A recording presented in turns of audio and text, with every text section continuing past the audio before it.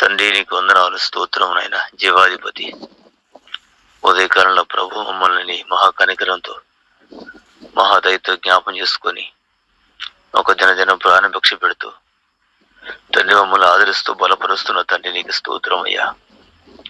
నీ మహాదయ మహాకనికరం మా మీద చూపుతున్న తండ్రి, ఏ పాటి వారం ప్రభు నీ దయను బట్టి బతుకున్నామయ్యా. నీకు స్తోత్రం అయ్యా, స్తోత్రం అయ్యా. కళ్ళ స్వామి నీ మాటలు వినటానికి ప్రభు దాసులు మీరు అభిషేకించండి, సహాయం చేయను ఆయన.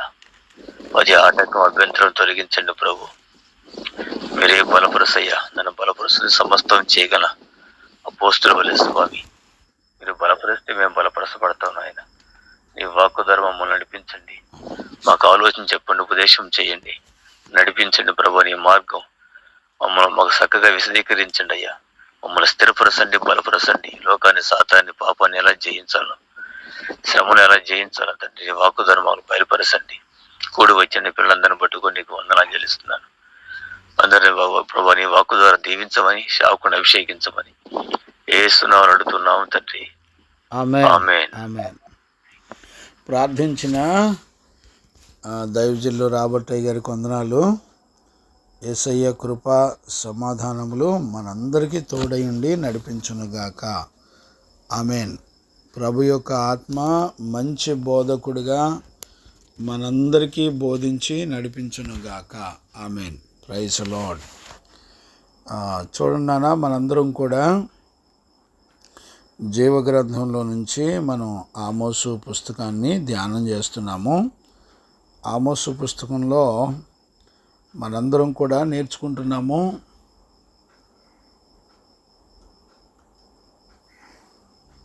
మనందరం కూడా ఆమోసు పుస్తకం మనం 7వ అధ్యాయంలోకి వచ్చాము. ఈ 7వ అధ్యాయము ఇంచుమించు ఈ 9 అధ్యాయాల 15 వచనాలు మనందరం కూడా ఆమోసు పుస్తకంలో నేర్చుకుంటున్నాము. ఈ ఆమోసు పుస్తకం మొత్తం మనం 5 సెక్షన్లుగా డివైడ్ చేసాము. ఈ ఆమోసు పుస్తకం 5 సెక్షన్లో ఈరోజు 4వ సెక్షన్లోకి వచ్చాము. ఈరోజు 4వ సెక్షన్లో 7వ అధ్యాయం 1వ వచనం నుండి 9వ అధ్యాయం 10వ వచనం వరకు మొత్తం 5 దర్శనాలు ఉన్నాయి. ఈ 5 దర్శనాలు ఇశ్రాయేలు ప్రజల మీద దేవుని యొక్క ఉగ్రతను కుమ్మరించేటువంటి విషయాలు లేఖనాల్లో రాయబడ్డాయి. మనం 5వ సెక్షను 9వ అధ్యాయం 11వ వచనం నుండి 15వ వచనం, దీంతో మొత్తం ఈ సెక్షన్ అంతా ఆమోసు పుస్తకం అయిపోద్ది. చాలా పెద్దది ఈ 4వ సెక్షను. 7వ అధ్యాయం 1వ వచనం నుంచి 9వ అధ్యాయం 10వ వచనం వరకు మొత్తం 5 దర్శనాలు ఉన్నాయి. ఈ 5 దర్శనాలను గురించి మనందరం కూడా లేఖనాల్లో చూసి నేర్చుకుంటున్నాం. వాస్తవానికి ఈ మొదటి సెక్షన్లో మనం మొదటి 2 వచనాలు ఈ అధ్యాయాల యొక్క ప్రాముఖ్యత ఏంటి అనే విషయాలు నేర్చుకున్నాం. అది మొదటి అధ్యాయం 1, 2 వచనాలు నేర్చుకుంటూ వచ్చాము. 2వ సెక్షన్లో మొదటి అధ్యాయం 3వ వచనం నుంచి 2వ అధ్యాయం 16వ వచనం వరకు ఇశ్రాయేలీలు చుట్టూ ఉన్న దేశాలను, ఇశ్రాయేలు దేశమును మొత్తం 8 దేశాలను దేవుడు తీర్పు తీర్చడాన్ని మనం నేర్చుకుంటూ వచ్చాం, చూస్తూ వచ్చాం. 3వ సెక్షన్లో ఆమోసు పుస్తకం 3వ అధ్యాయం 1వ వచనం నుండి 6వ అధ్యాయం 14వ వచనం వరకు ఇశ్రాయేలీలు చేసిన పాపం, వారి దేశం మీదకి దేవుని యొక్క తీర్పుల గురించి మనం చూస్తూ వచ్చాము. ఈరోజు నుంచి 4వ సెక్షను. ఇది చాలా పెద్ద సెక్షను. ఇందులో మొత్తం 5 దర్శనాలను గురించి ఆమోసు ఇశ్రాయేలు ప్రజలతో మాట్లాడడాన్ని మనం చూస్తున్నాం. ఈ 5 దర్శనాలు, మొదటి దర్శనమేమో 7వ అధ్యాయము 1వ వచనం నుండి 3 వచనాలు. 2వ దర్శనం 7వ అధ్యాయం 4వ వచనం నుండి 6వ వచనం వరకు. 3వ దర్శనం 7వ అధ్యాయం 7వ వచనం నుండి 9వ వచనం వరకు. 4వ దర్శనం 8వ అధ్యాయం 1 నుంచి 4 వచనాలు, 5వ దర్శనం 9వ అధ్యాయం 1 నుంచి 4 వచనాల్లో మొత్తం 5 దర్శనాలు ఉన్నాయి. ఈ 5 దర్శనాల్లో ఈరోజు మనం నేర్చుకునేటువంటి విషయాల్లో మనం 7వ అధ్యాయం 1 వచనం నుండి మనందరం కూడా నేర్చుకుందాం. 7వ అధ్యాయం 1 వచనం నుండి 6వ వచనం వరకు మనం నేర్చుకుందాం. ఈరోజు పాఠంలో మనం ఆమోసు పుస్తకం 7వ అధ్యాయం 1 వచనం నుండి 6 వచనాలు, ఈ రెండిట్లో 2 దర్శనాలు ఉన్నాయి. ఇక్కడ ఈ 2 దర్శనాలను ఆమోసు చూస్తున్నాడు.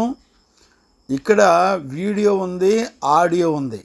అంటే మొదట దేవుడు వీడియో చూపించాడు, తర్వాత దేవుడు మాట్లాడడాన్ని కూడా మనం చూస్తున్నాం. అంటే వీడియో ఆడియో 2 ఉన్నాయి ఇందులో.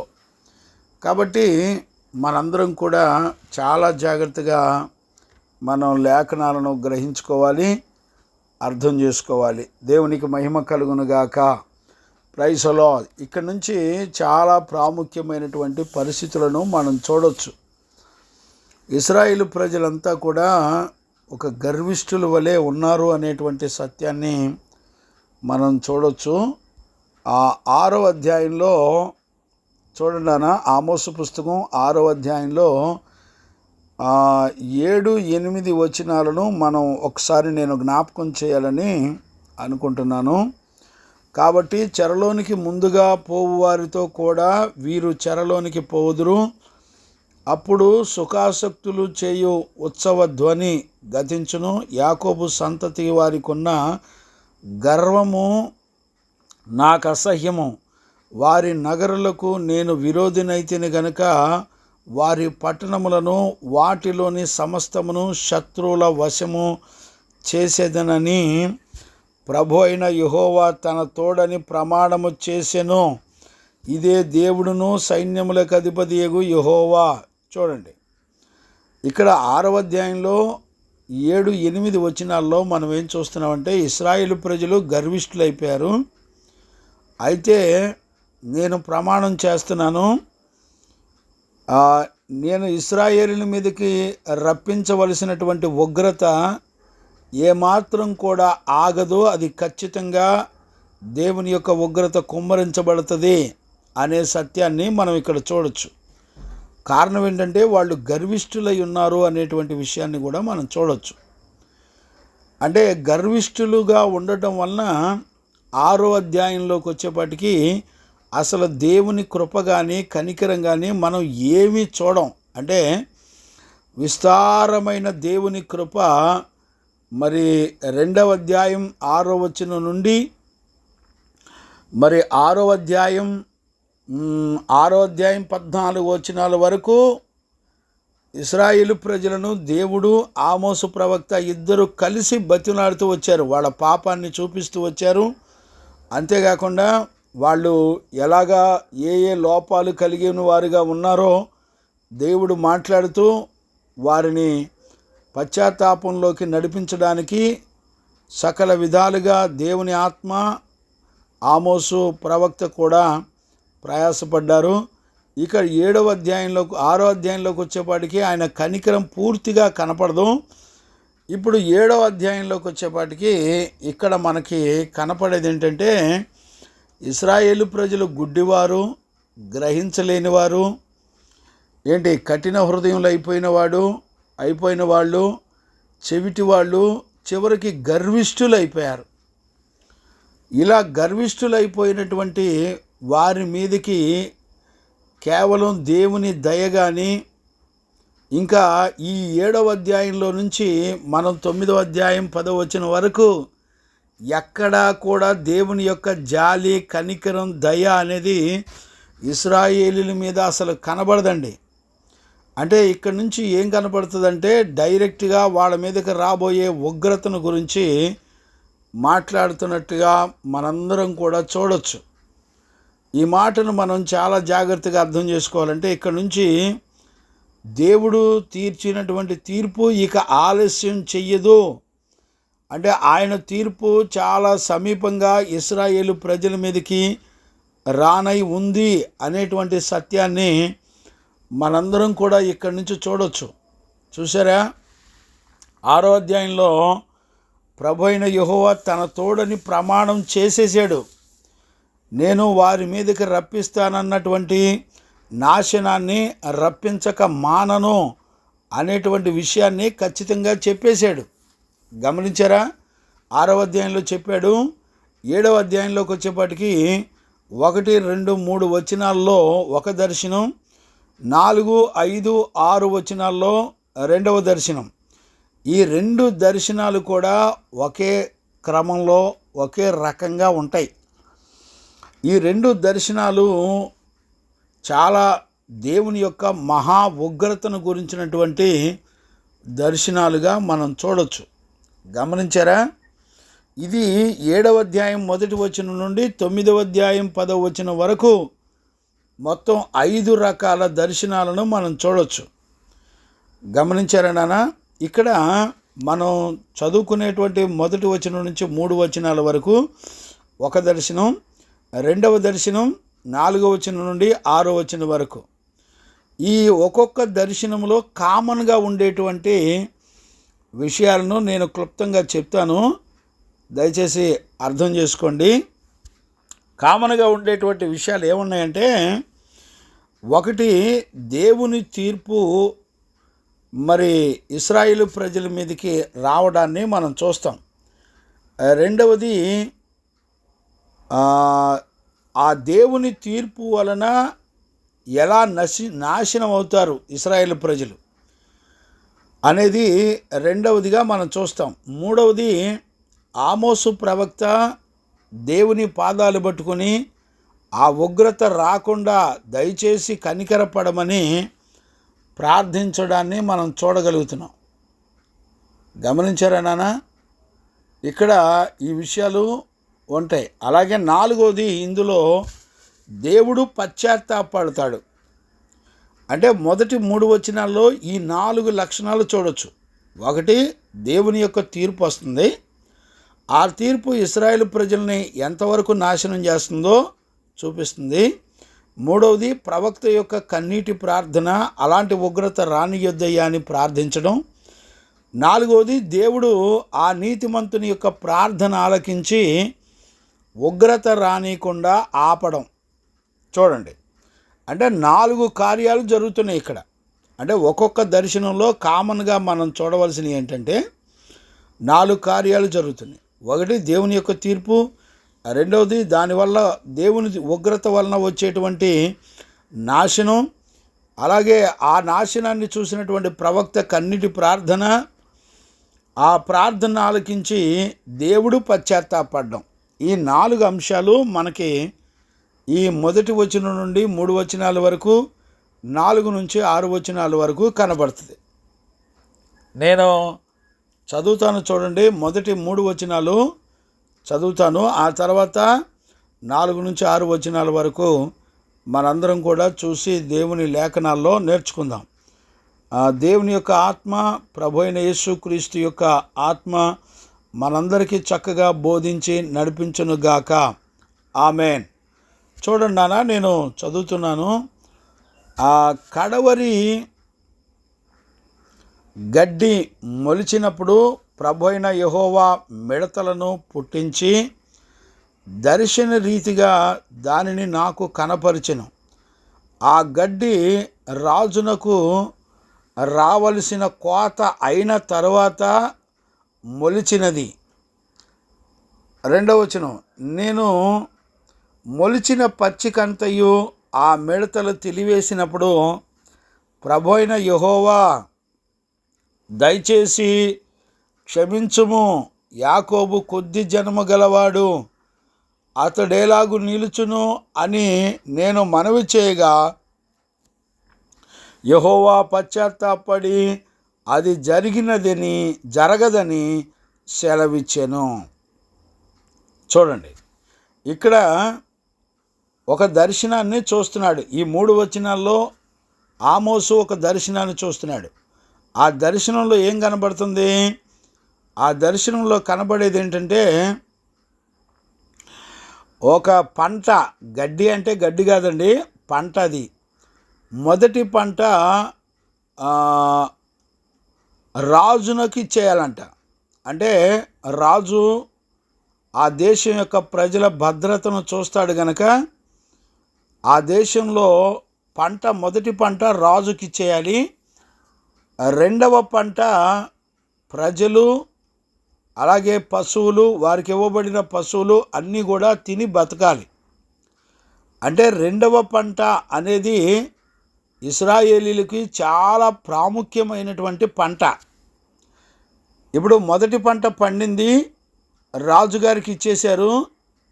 రెండవ పంట పండబోయేపాటికి మిడతల గుంపు రావడాన్ని మనం చూస్తున్నాం. జాగ్రత్తగా ఈ విషయాలు అర్థం చేసుకోండి. చెవిగలవారు విందురుగాక. గమనించారా? అందుకు ఈ ఈ పరిస్థితులు జరుగుతున్నప్పుడు నేల మొలిచిన పచ్చికంతయు ఆ మిడతలు తినివేసినప్పుడు ప్రభు అయిన యెహోవా నీవు దయచేసి క్షమించుము, యాకోబు కొద్ది జనము గలవాడు. అంటే అతడెలాగు నిలుచును అని నేను మనవి చేయగా. గమనిస్తున్నారా?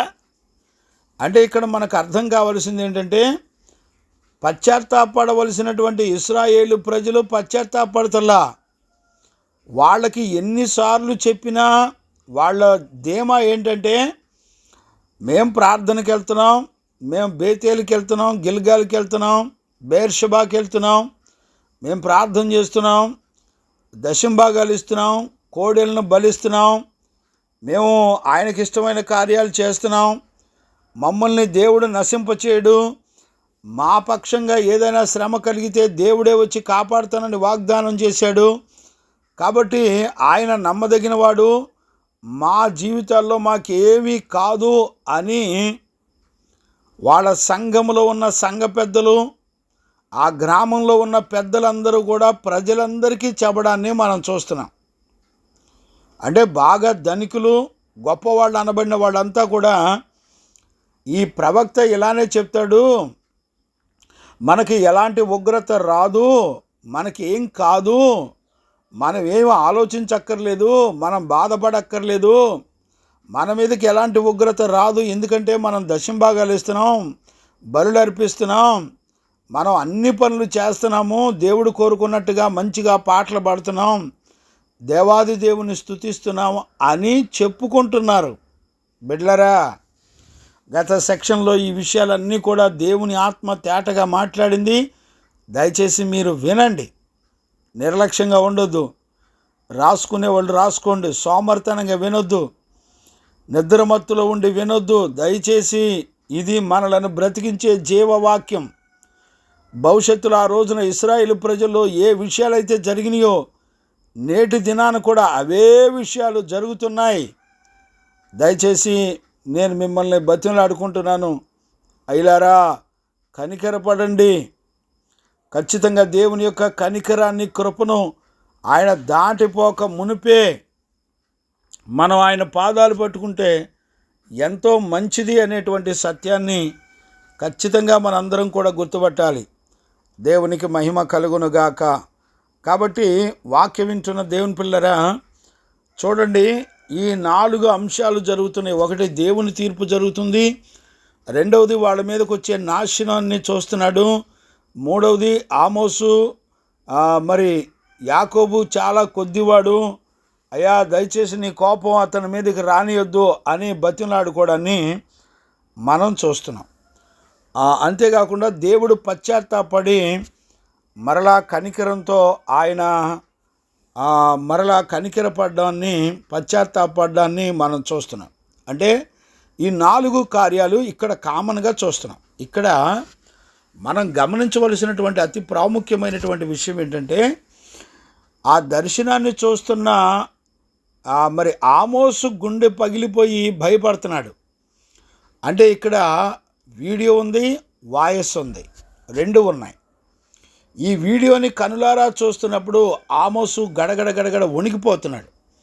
కారణం ఏంటో తెలిసిన, ఇక్కడ ఏం జరుగుతుందంటే ఈ మొదటి దర్శనంలో వాళ్ళకి పండిన పంటలు ఆగిపోతున్నాయి. అంటే వాళ్ళ పంటలు పండినప్పుడు రాజుకి ఇవ్వాల్సింది రాజుకి ఇచ్చేశారు. రెండవ పంట పండినప్పుడు మిడతల దండొచ్చి వారి మీద పడుతుంది. జాగ్రత్తగా ఈ విషయాలు దయచేసి జ్ఞానంగా అర్థం చేసుకోండి. దేవుని కోపము ప్రజల మీదకి రావటం అనేది చాలా భయంకరమైనటువంటి విషయం. ఎందుకంటే సర్వ ప్రకృతులు, భూమి ఆకాశాలు అన్నీ కూడా స్తంభించిపోతాయి. అంటే ఇక నీ జీవితంలో మనుగడ అనేది ఉండదు అనే సత్యాన్ని గుర్తుపట్టాలి. బిడ్డలారా, ఆయన కోపం ఎవరి మీదకి దిగి వస్తుందో వాళ్ళ జీవితంలో మనుగడ ఉండదండి. అంటే వాళ్ళు బ్రతకడానికి ఇంకా వీలు కలిగేటువంటి విషయాలు ఏవి ఉండవు. చూడండి, ప్రకృతిలో ఎండ ఎదురు తిరుగుతుంది, చలి ఎదురు తిరుగుతుంది, వర్షం ఎదురు తిరుగుతుంది, భూమి పంటలు పండదు, వర్షాలు కురియవు. ఇవన్నీ కూడా మనకి భయంకరమైన నష్టాన్ని కలుగజేస్తుంది. ఆ నష్టాన్ని ఎవ్వరూ కూడా పోడ్చలేరు. ఆ నష్టం నుండి, ఆయన ఉగ్రత నుండి తప్పించగలిగిన వాళ్ళు ఎవ్వరూ ఉండరు అనేటువంటి సత్యాన్ని మనందరం కూడా చూడొచ్చు. ఇక్కడ మనం గమనించినట్లయితే దేవుడు మాట్లాడేటువంటి విషయం ఏంటంటే, ఆయన చేసిన నిబంధన ప్రకారంగానే యుద్ధం చేస్తాడు. ఏంటి ఆయన చేసినటువంటి నిబంధన అంటే, ద్వితీయోపదేశకాండంలో గనక మనం చూస్తే మనందరికీ తెలుసు. 28వ అధ్యాయంలో, ద్వితీయోపదేశకాండం 28వ అధ్యాయము 42వ వచనాన్ని మనం చూడొచ్చు. 42వ వచనాన్ని మనం చూడొచ్చు. చూడండి, నేను చదువుతాను చూడండి. మిడతల దండు నీ చెట్లన్నిటినీ, నీ భూమి పంటను ఆక్రమించుకొనును. గమనించారా? ఎప్పుడు ఆక్రమించుకుంటాయి అంటే, నువ్వెప్పుడైతే నా మాట వినవో, నా మాట వినకుండా నువ్వెప్పుడైతే బ్రతుకుతావో, అప్పుడు నీ జీవితంలో ఏం జరిగిద్దంటే, మిడతల దండ్లు వచ్చి నీ భూ పంటను, నీకున్న చెట్లను అన్నిటినీ కూడా నాశనం చేస్తుంది అని మనం చూస్తున్నాం. అంటే దేవుడు గత కాలంలో ఐగుప్తులో నుండి ఇశ్రాయేలు ప్రజలను రప్పించినప్పుడు దేవుడు ముందుగానే చెప్పాడు, బాబు మీరు ఎప్పుడైతే నా మాట వినరో, మీరు ఎప్పుడైతే తిరుగుబాటు చేస్తారో, నేను ముందుగా మాట ఇచ్చిన ప్రకారంగా మీ మీదకి నాశనం వస్తుంది. ఎలాగా? అది మిడతల దండు వచ్చి మీ పంటలను నాశనం చేస్తుంది. అంటే దేవుడు తన కోపాన్ని, ఆయన హద్దుల్లో ఉండే తన కోపాన్ని చూపించేటువంటి దేవుడు. అంటే ఆయన ముందుగానే ఇశ్రాయేలు ప్రజలకి ఏ ఉగ్రత వస్తుందో, ఏ శిక్ష వస్తుందో ఆయన చెప్పాడో, దాని ప్రకారంగానే ఇశ్రాయేలు ప్రజల్ని శిక్షించేవాడిగా ఉన్నాడు. కానీ అది దాటి ఆయన తొందరపడి శిక్షించడానికి సిద్ధంగా లేడు అనే సత్యాన్ని మనం చూడవచ్చు. అంటే అర్థం ఏంటి? ఆయన ద్వితీయోపదేశకాండంలో ఆయన ఇశ్రాయేలు ప్రజలు మాట వినకపోతే ఏ శిక్ష వస్తుందని చెప్పాడో, అదే శిక్షను అమలు చేయగలిగినటువంటి దేవాది దేవుడు. వాక్యం వింటున్న దేవుని పిల్లలారా, దయచేసి ఈ విషయాన్ని మనం చాలా జాగ్రత్తగా అర్థం చేసుకోవాలి. దేవునికి మహిమ కలుగునుగాక. గమనించారా నాన్న? అందుకనే ఇక్కడ మనం చూస్తున్నప్పుడు ఏం కనపడుతుందంటే, ఇశ్రాయేలు ప్రజలు తిరుగుబాటు చేసినప్పుడు ఆయన వాగ్దానం చేసిన మిడతల దండు. అందుకని నేను మొట్టమొదట ఆమోసు పుస్తకం 6వ అధ్యాయం 7-8 వచనాలు కూడా చదివించింది. అందుకే ఆయన ఏదైతే వాగ్దానం చేశాడో ఆ వాగ్దాన ప్రకారంగా ఆయన శత్రువులను వారి మీదకి రప్పించాను. ఇప్పుడు మిడతల దండు అనేది కూడా శత్రువులు, అంటే మనలను నాశనం చేసేటువంటి దేవుని చేతిలో ఉన్నటువంటి ఒక ఆయుధం. గమనించారా? అంటే సర్వప్రకృతులు కూడా దేవుని చేతిలో ఉండేటువంటి ఒక ఆయుధాలు అనేటువంటి సత్యాన్ని మనందరం కూడా గుర్తుపట్టాలి. దేవునికి మహిమ కలుగునుగాక.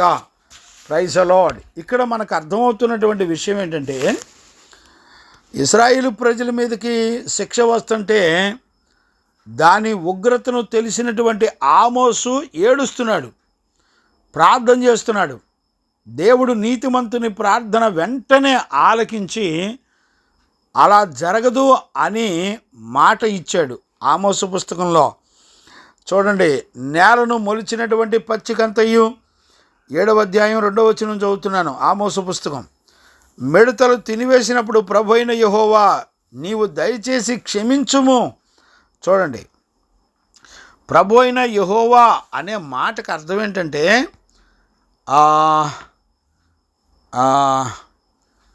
అడోనాయ్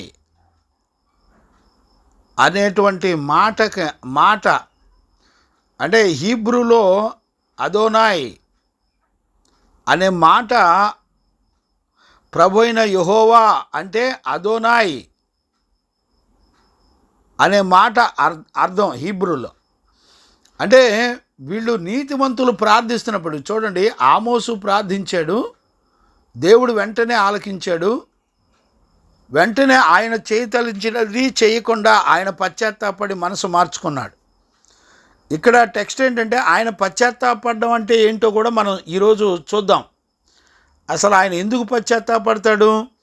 పశ్చాత్తాపడడానికి ఆయన నరమాత్రుడు కాదు కదా అనేటువంటి విషయాన్ని కూడా మనం చూడాలి. ఇక్కడ అబ్రహాము ప్రార్థించాడు, సొదొమ గొమొర్రాల మీదకి అగ్ని గంధకాలు కుమ్మరించకుండా ఆయన తన కనికరము చేత క్షమించాడు. గుర్తుపట్టారా? చాలా జాగ్రత్తగా ఈ విషయాలు మనం అర్థం చేసుకోవాలి. అలాగే చూడండి నాన్న,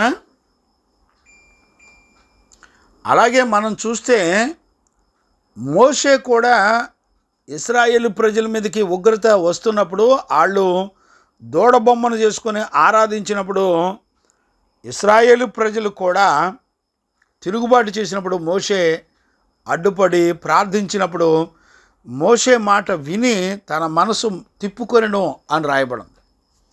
గమనించారా? ఈ విషయాలన్నీ నిర్గమకాండంలో ఉన్నాయండి. మనం నిర్గమకాండంలో కూడా ఈ విషయాలు చూడవచ్చు.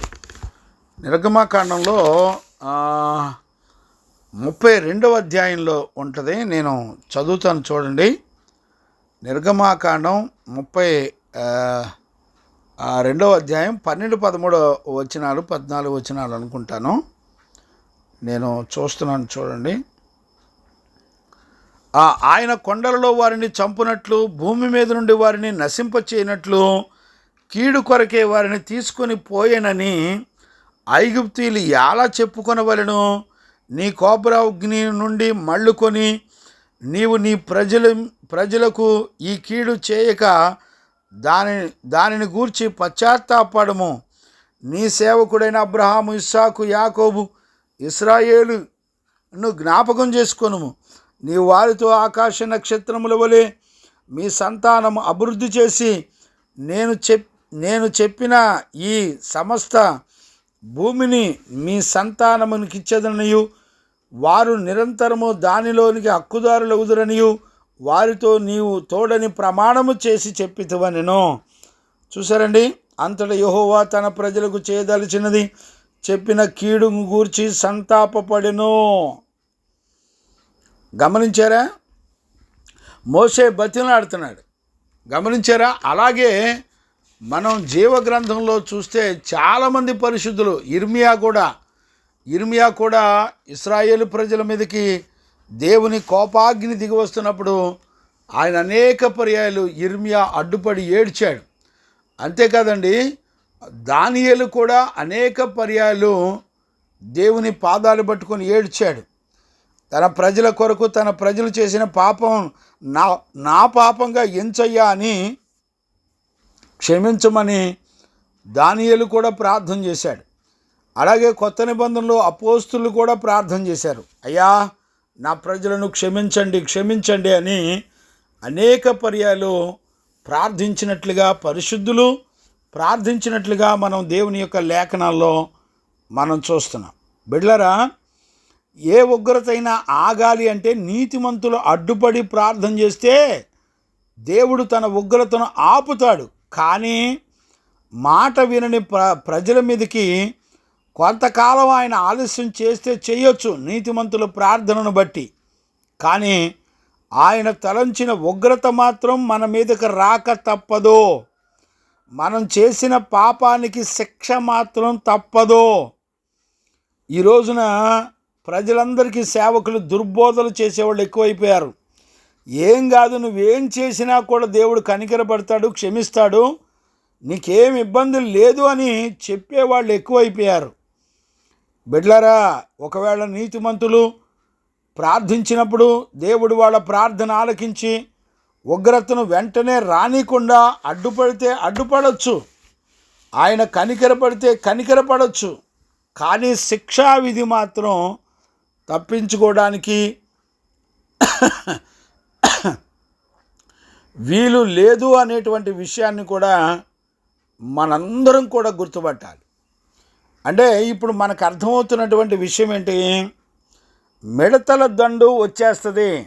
జాగ్రత్తగా అర్థం చేసుకోండి. ఇక్కడ మనం కనబడుతున్నటువంటి శిక్ష ఏంటంటే మిడతల దండు. మీకు ఎవరికన్నా ఐడియా ఉందండి? మిడతల దండు యొక్క ప్రభావం ఎలా ఉంటుందో తెలుసండి?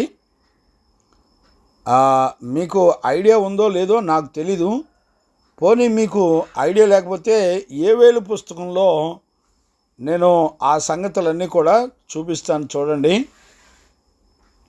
ఏవేలు పుస్తకంలో మనం చూడొచ్చు. ఏవేలు పుస్తకంలో ఏముందంటే నేను చదువుతున్నాను, చూడండి. 1వ అధ్యాయం 4వ వచనం చదువుతున్నాను, చూడండి. గొంగళి పురుగులు విడిచిన దానిని మిడతలు తినివేసి ఉన్నవి. మిడతలు విడిచిన దానిని పసర పురుగులు తినివేసి ఉన్నవి. ఆ పసర పురుగులు విడిచిన దానిని చీడ పురుగులు తినివేసి ఉన్నది. చూసారా? ఏవేలు పుస్తకంలో దేవుని యొక్క వాక్యంలో చెప్పబడుతుంది, మిడతలు తినేస్తాయి. అవి ఎలా తింటాయో, అవి ఎలా నాశనం చేస్తాయో ఇక్కడ చెప్పబడడం జరుగుతుంది. చూడండి, నేను ఆ మాటని కంటిన్యూ చేస్తాను. మత్తులారా, మేలుకొని కన్నీరు విడువుడి, ద్రాక్ష రసము పానము చేయవర్లారా, రోదన చేయుడి. క్రొత్త ద్రాక్ష రసం మీ నోటికి రాకుండా నాశనమాయను. అంటే అర్థం ఏంటి? మీకు ఫుడ్ లేదు, మీ పంటలన్నీ కూడా మిడతలు తినేసినాయి. చూడండి, ఆమోసు ఎందుకు ఏడుస్తున్నాడంటే ప్రజలకు ఫుడ్ లేకపోతే పూర్తిగా చచ్చిన శవాలు వరి చచ్చిపోతారండి ప్రజలంతా కూడా. ప్రజలతో పాటు పశువులు, జంతువులు కూడా అన్నీ చచ్చిపోతాయి. పంటలు లేకపోతే అతి భయంకరమైనటువంటి శ్రమ జరుగుతుంది. ప్రజలు ఒకరినొకరు పీక్కు తింటారు. ఆహారం దొరక మలమల మాడి చనిపోతారు. చూసారండి, దేవుని ఉగ్రత మనం తినే ఫుడ్ మీద, మన జీవన సంబంధమైన వాటి మీద ఆయన ఉగ్రత కుమ్మరించబడుతుంది.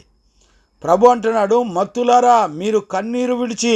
ఏవేలు పుస్తకం 1వ అధ్యాయం 5వ వచనం నేను చదువుతున్నాను. మత్తులారా మేల్కొని కన్నీరు విడువుడి, ద్రాక్షారసం పానము చేయవర్లారా, రోదన చేయుడి. క్రొత్త ద్రాక్షారసం మీ నోటికి రాకుండా నాశనమాయను.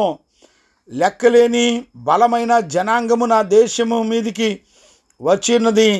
వాటి పండ్లు సింహపు కోరల వంటివి. చూడండి, ఈ మిడతల దండంతా కూడా ఎలా ఉంటుందో తెలిసిన మనుషులు ఉన్నట్టు ఉంటాయంట. ఏమంటే మిడతలంటే మన ఏలు అంత ఉంటుంది అనుకోమాకండి. ఆ వచ్చే మిడతలు మనుషులు అంత ఉంటాయి. అవి ఎట్టుంటాయి తెలిసిన, వాటి పళ్ళు సింహపు కోరల వలె ఉంటాయి. వాటి కాటు ఆడుపు సింహం వంటిదిగా ఉంటుంది. అవి ద్రాక్ష చెట్లను పాడు చేయుచున్నవి, అంజూరపు చెట్లను తుత్తినీలుగా కొరికి ఉన్నవి. బెరడు ఒలిచి వాటిని పారవేయగా చెట్లు కొమ్మలు పాడాయను. చూసానండి, వాటి చెట్లు ఏర్లు బెరలతో సహా కొరికేస్తున్నాయి అంటండి. అంటే ఆ మిడతల దండు మనుషులంత సైజు ఉంటే వచ్చి మీద పడితే, పంటల మీద పడితే చెట్లు దాని మొదలు దాని వేర్లతో సహా కొరుకు తినేస్తాయి అంట. అప్పుడు వచ్చేటువంటి శ్రమ ఎలాగుంటుంది తెలిసిన? 8వ వచనం, యోవేలు పుస్తకం 1వ అధ్యాయం 8వ వచనం, పెనిమిటిపోయిన యవ్వనురాలు గోనె పట్ట కట్టుకొని అంగలార్చున్నట్లు అంగలార్చము. నైవేద్యమును పానార్పణమును యెహోవా మందిరములోనికి రాకుండా నిలిచిపోయిను. యెహోవాకు పరిచర్య చేయు యాజకులు అంగలార్చుచున్నారు. పొలములో పాడైపోయిన భూమి అంగలార్చుచున్నది. ధాన్యము నశించెను, కొరత ద్రాక్షరసము లేకపోయెను, తైల వృక్షములు వాడిపోయెను, భూమి మీద పైరు చెడిపోయెను. గోధుమ కర్రలను యవ్వల కర్రలను చూచి సేద్యగాండ్రు సిగ్గునుంది. ద్రాక్ష తోట కాపలాదారులు రోదన చేయండి. ద్రాక్ష చెట్లు చెడిపోయెను, అంజూరపు చెట్లు వాడిపోయెను, దానిమ్మ చెట్లు, ఈత చెట్లను, జల్దరు చెట్లను, తోట చెట్లన్నీ వాడిపోయినవని నరులకు సంతోషమేమీ లేకపోయెను. యాజకులారా, గోనె పట్ట కట్టుకొని అంగలార్చుడి. బలిపీఠం వద్ద పరిచర్య చేయువారులారా, రోదన చేయుడి. నా దేవుని పరిచారకులారా, గోనె పట్ట వేసుకొని రాత్రంతయు గడుపుడి. నైవేద్యమును పానార్పణమును మీ దేవుని మందిరమునకు రాకుండా నిలిచిపోయెను. ఉపవాస దినమును ప్రతిష్ఠించుడి, వ్రత దినము ఏర్పరచుడి. యెహోవాను బతిమలానుకొనుటకై పెద్దలను దేశములోని జనులందరూ మన దేవుడైన యెహోవా మందిరములోనికి సమకూర్చండి. అర్థమవుతుందండి? ఆహా, యెహోవా దినము వచ్చినది ఎంత భయంకరమైన దినము! అది ప్రళయం వరే సర్వశక్తుని యొద్ద నుండి వచ్చును. చూశారండి? వింటున్నారా? చెవిగలవారు విందురుగాక. ఎక్కడ చూసినా నాశనమేనండి. మిడతలంటే మాటలు కాదు. మిడతలు చెట్లు, దాని ఏర్లు, దాని బెరళ్ళు మొత్తం తినేస్తాయండి. అంటే ఇక మరలా అక్కడ ఎన్నడూ కూడా పంటలు కూడా పండడానికి వీలు లేనంతగా శ్రమ కలుగుతుంది. అది చూస్తున్నప్పుడు దైవజనుడైన మీకా, ఆమోసు ఏడుస్తున్నాడండి, ఎలుగెత్తి ఏడుస్తున్నాడు. అయ్యా, దయచేసి యాకోబు కొద్దివాడు నాయనా, దయచేసి అతనిని క్షమించండి అని బతిలాడుకుంటున్నాడు. చూశారండి? ఎప్పుడైతే నీతిమంతుడు మొరపెట్టుట దేవుడు చూశాడో వెంటనే ఆలకించాడండి. అసలు ఆ మాట నేను 3వ వచనం చదివినప్పుడు నేను చాలా ఆశ్చర్యపోయానండి. యాకోబు జనము గలవాడు, కొద్ది జనము గలవాడు, అతడు ఎలాగూ నిలుచును అని నేను మనవి చేయగా యెహోవా పశ్చాత్తాపడి అది జరగదని సెలవిచ్చింది. అంటే ఇక్కడ మనకు అర్థమవుతున్నటువంటి విషయం ఏంటంటే, దేవుని యొక్క కనికరము ప్రార్థించి పశ్చాత్తాపడి వాళ్ళ పక్షంగా ఎవరైతే విజ్ఞాపన చేస్తారో వాళ్ళ ప్రార్థన వెంటనే ఆలకిస్తాడండి. దేవుని ఉగ్రతను చల్లార్చే గొప్ప అభిషేకం ఏంటో చెప్పనండి? ప్రార్థన అండి. అయ్యాని కనుక మొరపెట్టి మన పాపాలు ఒప్పుకొని పశ్చాత్తాపడి కృపనీపోతే నేను బతకలేనయ్యా అని సాగిల పడితేనండి, ఎంత ఘోర పాపినైనా ఆయన తన దయా కనికరం చేత క్షమించి, అది నీతిమంతులు అడ్డుపడాలి. నీతిమంతులు అడ్డుపడకుండా దేవుని యొక్క కనికరాన్ని మనం చూడలేం. దయచేసి చాలా జాగ్రత్తగా అర్థం చేసుకోండి. మొట్టమొదట ఉగ్రత ఆగాలంటే మన పక్షంగా నీతిమంతులు ఒకళ్ళు ఉండాలి. రెండవది, మనం పశ్చాత్తాపడాలి. అప్పుడు దేవుడు చేయదలిచినటువంటి ఉగ్రత నాశనం చేయకుండా మన ఎడల కనికరపడి ఆయన ఆపగలిగినటువంటి దేవుడు. దేవునికి మహిమ కలుగునుగాక. దయచేసి ఈ మాటలు వింటున్న దేవుని పిల్లరా, దయచేసి దేవుని కనికరాన్ని పోగొట్టుకోవద్దు. దైవజనుడిగా నేను మిమ్మల్ని అందరినీ బతిలాడుకుంటున్నాను. ఇవి చిన్న విషయాలు కాదండి. మీరు వింటున్నప్పుడు చాలా ఈజీగా ఉన్నట్టు అనిపిస్తుందేమో, కానీ శ్రమ నుండి తప్పించమని ప్రార్థించే బిడ్డల వైపు దేవుని చెవులు ఆలకిస్తాయి. గమనించారా?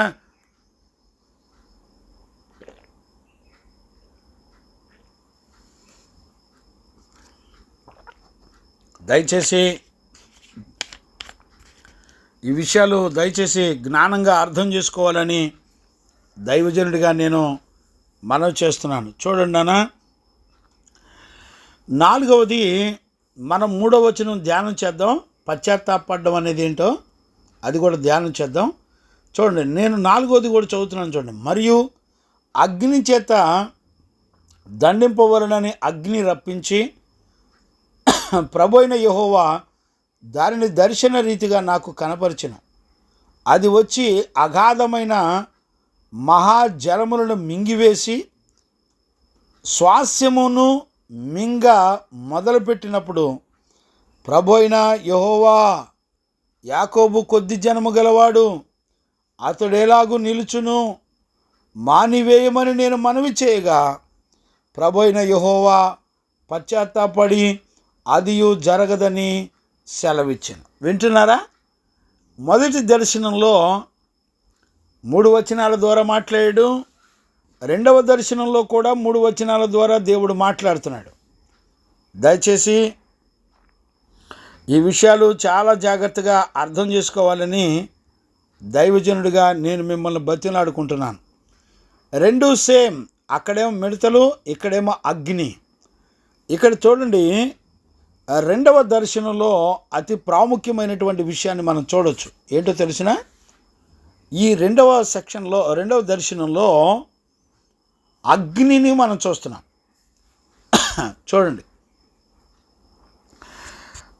మనం ద్వితీయోపదేశకాండంలోనే ఆయన ఏ మాట అయితే ముందుగా చెప్పాడో అదే మాట ప్రకారం 32వ అధ్యాయంలో కనుక మనం చూస్తే 32వ అధ్యాయము 22వ వచనం నేను చదువుతాను. చూడండి, నా కోపాగ్ని రగులు కొనును, పాతాళ అగాధము వరకు అది దహించును, అది భూమిని దాని పంటను కాల్చివేయును, పర్వతముల పునాదులను రవలబెట్టును. చూసారా? పర్వతముల పునాదులన్నీ కూడా కాలిపోతాయి. అంటే ఇక్కడ మనం అర్థం కావాల్సినటువంటి విషయం ఏంటంటే, అగ్ని వచ్చినప్పుడు భూమి పైనున్న పంటలు, భూమి పైనున్నవన్నీ కాలిపోతాయి. ఇక్కడ మనం ఆమోసు పుస్తకంలో చదువుకున్నాం కదా. ఆమోసు పుస్తకంలో ఏం చదివాము? చూడండి, నేను మరలా చదువుతాను. చూడండి, మరియు అగ్ని చేత దండించవలనని అగ్ని రప్పించి ప్రభువైన యెహోవా దానిని దర్శన రీతిగా నాకు కనపరచును, అది వచ్చి అగాధమైన మహాజలములను మింగివేసెను. చూడండి, ఇక్కడ అగ్ని అంటే ద్వితీయోపదేశకాండంలో దేవుడు చెప్పాడు, నాయనా మీరు ఎప్పుడైతే నా మాట వినరో మీ మీదకి నేను అగ్ని రప్పిస్తాను అని చెప్పేశాడు. దయచేసి ఈ మాటని మనం చాలా జాగ్రత్తగా అర్థం చేసుకోవాలి. గమనించారా నాన్న? అగ్ని నేను రప్పిస్తున్నాను అనేటువంటి మాటను మనం చూడొచ్చు ద్వితీయోపదేశకాండంలో. ఇప్పుడు ఆ అగ్ని వచ్చి ఏం చేస్తుందంటే మహాజలములను మింగివేసిన. జలాలు మింగేయటం ఏంటండి అంటే భూమి లోపల ఉన్నటువంటి నీరంతా కూడా ఆవిరైపోద్ది. అంటే భూమి లోపల ఉన్నటువంటి నీళ్లు, అంటే మనం ఇప్పుడు అందరం కూడా భూమి లోపల ఉన్నటువంటి నీళ్ళే తాగి బతుకుతున్నాం. అంటే తాగు నీరు కూడా ఉండదు, అంటే నీరు ఉండదు, ఆహారం ఉండదు. చూడండి, దేవుని కోపం ఇశ్రాయేలు మీద ఎలా రగులుతుందో చూడండి. ఇంత భయానకమైనటువంటి ఉగ్రత నుండి నీతిమంతులు ప్రార్థన చేస్తే తప్పించేటువంటి దేవుడు ఆయన. చూశారండి, ఒకటి నీతిమంతుల ప్రార్థన కావాలి దేవుని ఉగ్రత ఆగాలంటే. రెండవది మనం పశ్చాత్తాపడాలి. ఈ 2 కార్యాలు ప్రతి మనిషిలోనూ జరగాలి. ఏమండి, కొంతమంది అంటారు సేవకులు, అసలు మా పైన నాయకుడు అక్కర్లేదు, మాకు నీతిమంతులు అక్కర్లేదు, మాకు మేమే ప్రార్థన చేసుకుంటే దేవుడు మమ్మల్ని కాపాడతారంటున్నారు. బిడ్డలారా, చెవి గలవారు విందురుగాక. ఆది కాండం నుండి ప్రకటన గ్రంథం వరకు మనం చూస్తే నీతిమంతులైన దైవజనులు అడ్డుపడాలి, రెండవది మనం పశ్చాత్తాపడాలి. ఈ రెండు ఉండాలి. ఇందులో ఏ ఒక్కటి లేకపోయినా నీ పరిస్థితిలో మార్పులు రావు, నువ్వు జయించలేవు. గమనించారా? ఇప్పుడు దైవజనుడు ప్రార్థన చేస్తున్నాడు. ఎలాంటి ఉగ్రత అండి ఇది? భూమి పైన అగ్ని చేత కాల్చేస్తాడు, భూమి లోపల ఉన్న నీరు మొత్తం ఆవిరైపోద్ది. ఇంతకంటే ప్రమాదం ఏం జరిగితే ప్రమాదం అండి చెప్పండి?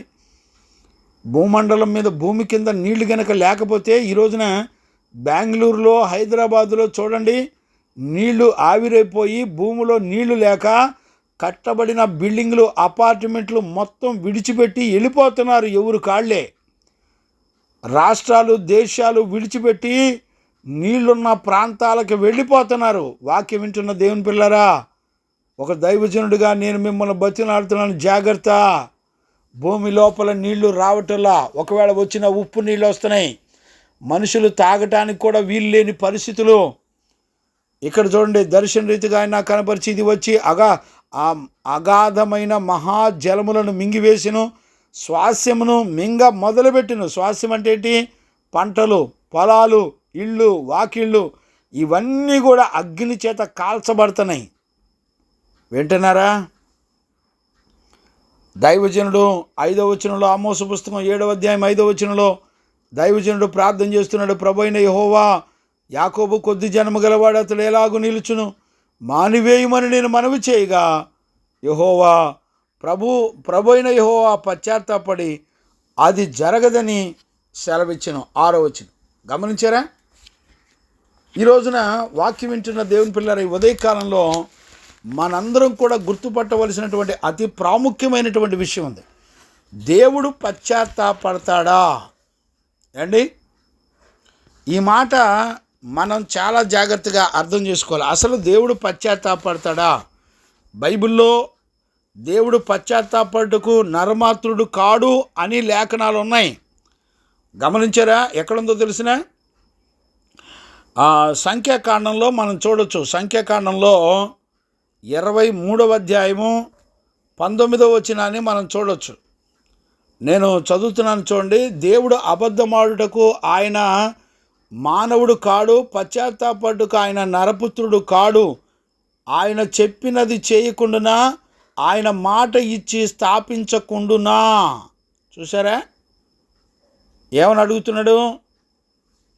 ఆయన చెప్పింది చేస్తాడు, ఆయన పశ్చాత్తాపడుటకు నరమాత్రుడు కాడు అనే మాటను మనం చూస్తున్నాం.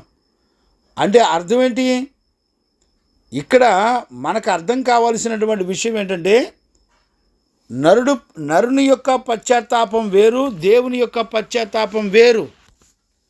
నరుని యొక్క పశ్చాత్తాపానికి దేవుని యొక్క పశ్చాత్తాపానికి తేడా ఏంటి? మనం ఎలా గుర్తుపట్టగలుగుతాం? ఇప్పుడు చూడండి, నరుని యొక్క పశ్చాత్తాపం ఎలాంటిదంటే, అతడు చేసిన తప్పులకు శిక్ష ఏమొస్తుందో తెలియదు అతనికి. అతను ఏ పరిస్థితిలో దేవుని యొక్క ఉగ్రత పాలైపోతాడో, అతని బ్రతుకులో భవిష్యత్తులో జరగబోయే ప్రమాదాలు ఎరగక నష్టపోయి పశ్చాత్తాపడతాడు. అయ్యా తెలిసిన తర్వాత పశ్చాత్తాపడతాడు. కానీ దేవుని యొక్క పశ్చాత్తాపం ఎలాంటిదో తెలిసినా, ఆయనకు జరగబోయే అన్నీ కూడా తెలిసి తన ప్రజల మీద కనికర పడటమే పశ్చాత్తాపడడం అంటే. అర్థమైందో లేదో నాకు తెలీదు. గమనించారా?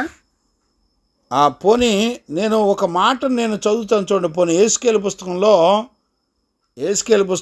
24:14 వచనాన్ని నేను చదువుతాను చూడండి.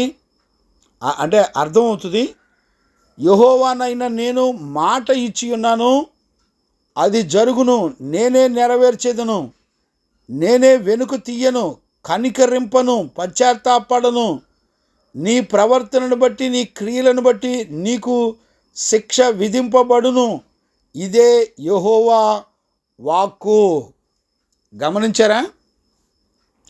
ఆయన ఏమన్నాడంటే, నేను మాట ఇచ్చాను, నేను దానిని నెరవేర్చుతాను, నేను ఎక్కడా కూడా కనికరపడను, పశ్చాత్తాపడను, నీ ప్రవర్తన బట్టి, నీ క్రియలను బట్టి నేను నిన్ను శిక్ష విధింపకుండా ఊరుకోను అని చెప్తున్నాడు. గమనించారా? అంటే అర్థం ఏంటి? పశ్చాత్తాపడను, కనికరింపను అంటే ఏంటి? అంటే నువ్వు చేసిన పనికి భవిష్యత్తులో అంతా కూడా నీ మీదకి ఏ ఉగ్రత రాబోతుందో ఆ ఉగ్రత అంతా కూడా తెలిసి ఆయన దయా, జాలి, కనికరం చేత ఆయన తన మనసు మార్చుకుంటున్నాడు. ఎందుకంటే మధ్యలో నీతిమంతులు అడ్డుపడుతున్నారు కాబట్టి. ఇంకొంచెం వివరంగా మీకు అర్థం కావాలంటే యోవేలు పుస్తకంలో కూడా మనం చదవచ్చు. యోవేలు పుస్తకంలో మనం 2వ అధ్యాయంలో చూడవచ్చు. నేను చదువుతున్నాను చూడండి. 2వ అధ్యాయము 12, 13 వచనాలు చదువుతాను చూడండి. ఇప్పుడైనను మీరు ఉపవాసముండి కన్నీరు విడుచుచు దుఃఖించుచు మనపూర్వకంగా తిరిగి నా యొద్దకు రండి. ఇదే యెహోవాకు. మీ దేవుడైన యెహోవా కరుణావాత్సల్యము గలవాడును శాంతమూర్తియు అత్యంత కృపగలవాడునై ఉండి తాను చేయనుద్దేశించిన కీడును చేయక పశ్చాత్తాపడును గనుక మీ వస్త్రములను కాక మీ హృదయములను చింపుకొని ఆయన తట్టు తిరగండి. వాక్యం వింటున్న దేవుని పిల్లరా, చెవి గలవారు విందురుగాక. దయచేసి ఈ ఉదయకాలంలో చాలా జాగ్రత్తగా అర్థం చేసుకోండి. ఆయన ఎవరు అంటే కరుణావాత్సల్యం కానివాడు, అత్యంత కృప చూపించేవాడు. కీడు చేయకుండా మానటం అంటే అర్థం ఏంటంటే కనికరపడడం, వాత్సల్యత చూపించడం, శాంతమూర్తి. చూసారా? అత్యంత కృప కలిగిన వాడు. ఆయన దయ, జాలి, కనికరమే పశ్చాత్తాపడడం అంటే. ఇప్పుడు చూడండి, దేవుని పశ్చాత్తాపడడానికి మనం పశ్చాత్తాపడడానికి ఎంత తేడా ఉందో చెప్పండి. అంటే దేవుడు పశ్చాత్తాపడడం అంటే అర్థం ఏంటి? మన మీద జాలి పడడం అని అర్థం, మనలను కనికరించడం అని అర్థం, మన మీద కృప చూపించడం అని అర్థం, మనలను క్షమించాడు అని అర్థం. అదండి అర్థం పశ్చాత్తాపడడం అంటే. పశ్చాత్తాపడడం అంటే ఆయన మనిషి కాదు. బైబిల్లో మొత్తం 17 సార్లు ఆయన పశ్చాత్తాపడినట్టుగా రాయబడింది బైబిల్లో. 2 సార్లేమో ఆదికాండంలో ప్రారంభించినప్పుడు 6వ అధ్యాయంలో 2 సార్లు ఆయన శిక్ష వేసిన తర్వాత బాధపడ్డాడు. 15 సార్లు భవిష్యత్తులో రాబోయే ఉగ్రతను గురించి ఆయన పశ్చాత్తాపడ్డాడు. చూడండి, ఆయన కనికరం ఎంత ఘనమైందో దయచేసి అర్థం చేసుకోగలరని ప్రేమతో మనం చేస్తున్నాను. మనం యోనా పుస్తకంలో కూడా చూడొచ్చు. మీకు ఇవన్నీ కూడా తెలుసు, అయినా కూడా నేను చెప్పాలని ఆశ కలిగి ఉన్నాను. చూడండి నాన్న, యోనా పుస్తకంలో కూడా మనం 3వ అధ్యాయం 10వ వచనంలో నేను చదువుతాను చూడండి. యోనా పుస్తకం 3వ అధ్యాయం 10వ వచనం. ఈ నినివే వారు తమ చెడు నడతలను మానుకొనగా వారు చేయుచున్న క్రియలను దేవుడు చూచి పశ్చాత్తాప్తుడై వారికి చేయుదునని తాను మాట ఇచ్చిన కీడు చేయక మానెను. ఇప్పుడు యోనా బాధ అంతా ఏంటి? వాళ్ళు పశ్చాత్తాపడితే దేవుడు కనికరం గలవాడై క్షమిస్తాడు, వాళ్ళు భయంకరమైన దుర్మార్గులు, వాళ్ళు నశించిపోవాలి అని బాధపడ్డాడు. గమనించారండి? గుర్తుపట్టగలుగుతున్నారా?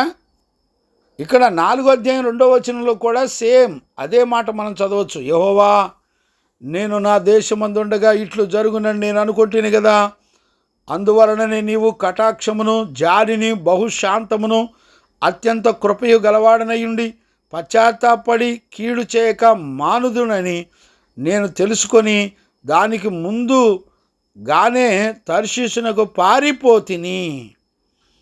అంటే యోనాకేం తెలుసు?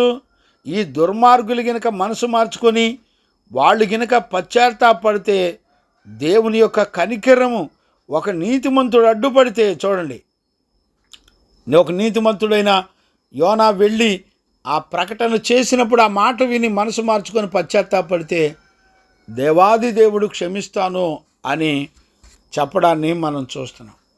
ఈరోజు దేవుని యొక్క వాక్యాన్ని వింటున్న దేవుని పిల్లరా, దయచేసి ఈ మాటలన్నీ కూడా మనం గ్రహించాలి. మొదటి సమూయేలు పుస్తకంలో కూడా మనం చదవచ్చు. 15, 28, 29 కూడా మనం చదువుకోవచ్చు. దయచేసి ఆ వాక్యాలు కూడా మనం చదువుకోవచ్చు. చూడండి, పోనీ నేను చదువుతాను, ఒక్క మాట చదివి ముగిస్తాను. నేను 15వ అధ్యాయంలో 28, 29 వచనాలు మనం చదువుకోవచ్చు. నేను చదువుతున్నాను, చూడండి. అప్పుడు సమూయేలు అతనితో ఇట్లనెను, నేడు యెహోవా ఇశ్రాయేలుల రాజ్యమును నీ చేతుల నుండి లాగివేసి నీకంటే ఉత్తముడైన నీ పొరుగువారిని దానిని అప్పగించి ఉన్నాడు. మరియు ఇశ్రాయేలులకు ఆధారమైన వాడు నరుడు కాడు, ఆయన అబద్ధమానడు, పశ్చాత్తాపడడో. అర్థమైందండి? మనుషులు పశ్చాత్తాపడినట్టు పశ్చాత్తాపడ్డో, అది మనం అర్థం చేసుకోవాల్సినటువంటి విషయం ఏంటంటే, మనుషులు పశ్చాత్తాపడినట్టు ఆయన పశ్చాత్తాపడ్డో. ఆయన పశ్చాత్తాపం అనే మాటకు అర్థం ఏంటంటే, ప్రజలను ఆయన కనికరపడతాడు, ఆయన క్షమిస్తాడు, వారి మీద జాలి పడతాడు. గమనించారండి? ఈ మాటలన్నీ కూడా అర్థమవుతాయి. ఇక్కడే 15వ అధ్యాయం 11వ వచనంలో కూడా మనం చూస్తే, ఇక్కడ 11వ వచనంలో నేను చదువుతాను, చూడండి. సౌలు నన్ను అనుసరింపక వెనుక తీసి నా ఆజ్ఞను గైకొనకపోయెను గనుక అతనిని రాజుగా నిర్ణయించినందుకు నేను పశ్చాత్తాపడుచున్నాను. అందుకు సమూయేలు కోపావేశుడై రాత్రంతయు యెహోవాకు మొరపెట్టుకొని ఉండెను. చూసారా? కాబట్టి ఆయన పశ్చాత్తాపడడానికి మనిషి కాదు ఆయన. మనమేమో మనం చేసిన పాపాలు, దానికి వచ్చే ఉగ్రత, శిక్ష, భవిష్యత్తు ఏంటో మనకు తెలిసినప్పుడు పశ్చాత్తాపడి గడగడలాడి బతిలాడుకుంటాం, అయ్యా ఈ ఉగ్రత నుండి తప్పించయ్యా అని బతిలాడుకుంటాం. కానీ దేవుడు అలాంటోడు కాదు. ఆయన పశ్చాత్తాపానికి అర్థం ఏంటంటే, మన మీద జాలి పడుతున్నాడు, కనికర పడుతున్నాడు, దయ చూపిస్తున్నాడు, కృప చూపిస్తున్నాడు. మెయిన్ ఏంటంటే కృప చూపిస్తున్నాడు. ఆయన పశ్చాత్తాపం వెనక కృప ఉంది, ఆయన పశ్చాత్తాపం వెనక కనికరం ఉంది, దయ ఉంది, జాలి ఉంది. అర్థమైందండి? కాబట్టి ఈ ఉదయకాలంలో మనం దేవుని యొక్క వాక్యాన్ని వింటున్న దేవుని పిల్లరా, ఖచ్చితంగా మనందరం కూడా ఈ విషయాలన్నీ కూడా మనందరం గుర్తుపట్టాలి. దేవునికి మహిమ కలుగునుగాక. Praise the Lord. ఈ ఉదయకాలంలో మనందరం కూడా ఈ వాక్యాలను బట్టి గుర్తుపట్టి మనందరం కూడా దేవుని ఎదుట పశ్చాత్తాపడి ఆయన మహిమగల రాకడ కొరకు సిద్ధపడడానికి దేవుని యొక్క ఆత్మ మనందరికీ సహాయం చేసి నడిపించునుగాక. Amen, amen. ప్రార్థన. మహాపరిశుద్ధుడైన తండ్రి, ఈ ఉదయకాలంలో నీ దయను, కనికరమును, కృపను, సమాధానమును నాయనా కనులారా నీ ప్రజల మీద పశ్చాత్తాపడి కనికరంతో ఒక నీతిమంతుని ప్రార్థన మానక ఆలకించి, ప్రభా, భూమండలం మీదకి రాబోతున్న ఆహార కొరత, అలాగే నీటి కొరతను రెండింటినీ కూడా మనిషి జీవితంలో భయానకమైనటువంటి ఉగ్రత, ప్రభా, అలాంటి ఉగ్రత విషయంలో నీతిమంతుడైనటువంటి ప్రభా ఆమోసు అంగలార్చినప్పుడు, ప్రభా అబ్రహాము అంగలార్చినప్పుడు, ప్రభా ఇదిగో నీతిమంతులు అంగలార్చినప్పుడు, దానియేలు అంగలార్చినప్పుడు, ఇర్మియా అంగలార్చినప్పుడు, యేస్కేలు అంగలార్చినప్పుడు, ప్రభా నీవు చేయనుద్దేశించిన కీడు చేయకుండా అయ్యా నువ్వు కనికరంతో క్షమించావు. నాయనా నీ పాదాలు పట్టుకుంటున్నాను.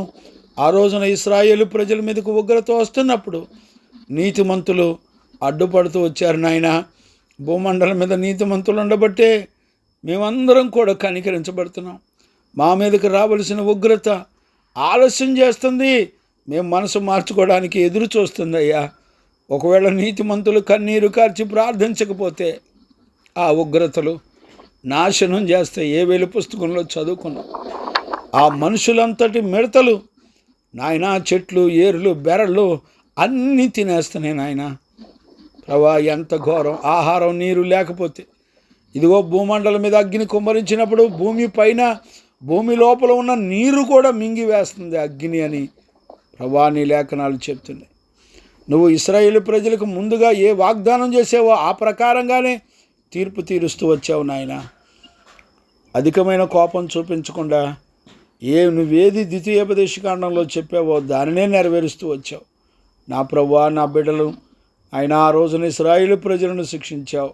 ఈ రోజున మా పరిస్థితులు కూడా అలానే ఉంటాయి గనక నీ మాట విని భయపడి, ఒకటి నీతిమంతులు అడ్డుపడాలి, రెండవది పశ్చాత్తాపడాలి. ఈ 2 కార్యాలు మీరు చేసినందుకు కృతజ్ఞతాస్తుతులు చెల్లిస్తూ వాక్యం ఉన్న బిడ్డలమైన మమ్మల్ని అందరినీ పరిశుద్ధపరచండి. పశ్చాత్తాపం, మారు మనసును, పాప క్షమాపణ, పరిశుద్ధ జీవితమును అనుగ్రహించి మీరు అక్కడ కొరకు సిద్ధపరచండి. లైవ్లోకి వచ్చిన కుటుంబాల బిడ్డలందరినీ పరిశుద్ధులుగా చేయండి. ఆమోసు గ్రంథాన్ని అర్థం చేసుకోవడానికి కృపద ఇచ్చేయండి. ఇశ్రాయేలు ప్రజలు ఆ దినాన ఉన్నట్టు మనం ఉండకుండా పరిశుద్ధులుగా మార్చబడినట్లుగా కృపనిచ్చినందుకు స్తోత్రాలు చెల్లిస్తూ యేసయ్య నిన్ను అడిగి పొంది ఉన్నాము తండ్రి. Amen, amen. ప్రార్థన ఆలకించి కృపనిచ్చి సమాధానం చేత నడిపించిన యేసయ్యకు స్తోత్రము చేయుదుము. స్తోత్రం, స్తోత్రం, స్తోత్రం, స్తోత్రం. తండ్రి, కుమార, పరిశుద్ధాత్మ దేవునికి స్తోత్రము చేయుదుము. స్తోత్రం, స్తోత్రం, స్తోత్రం, స్తోత్రం, స్తోత్రం. ఈ పరిచర్య వల్ల కలిగిన మహిమ, ఘనత, ప్రభులన్నీ యేసయ్య పొందినట్లుగా కృపనిచ్చిన యేసయ్యకు స్తోత్రము చేయుదుము. స్తోత్రం, స్తోత్రం, స్తోత్రం, స్తోత్రం, స్తోత్రం. ఆమెన్. మన తండ్రి అయిన దేవుని నుండి, మన ప్రభు అయిన యేసుక్రీస్తు నుండి, పరిశుద్ధాత్మని యొక్క అన్యోన్య సహవాసము, సన్నిధి, సమాధానం విశ్వసించిన బిడలకును సకల పరిశుద్ధులకును యేసయ్య కృపా సమాధానములు మనందరికీ తోడయుండి నడిపించునుగాక. Amen, amen, amen. అందరికీ వందనాలు.